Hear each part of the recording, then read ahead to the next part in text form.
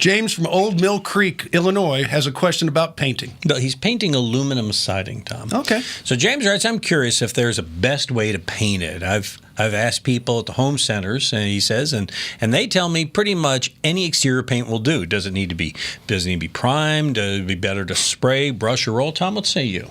Usually the new paints today are self-primers, so you do 2 coats. First coat's a primer coat, even though it's the same paint, and then the second coat gives you that longevity. As far as aluminum siding, it paints really well. You just have to clean it, make sure all the schmutz and dirt and stuff is off of it.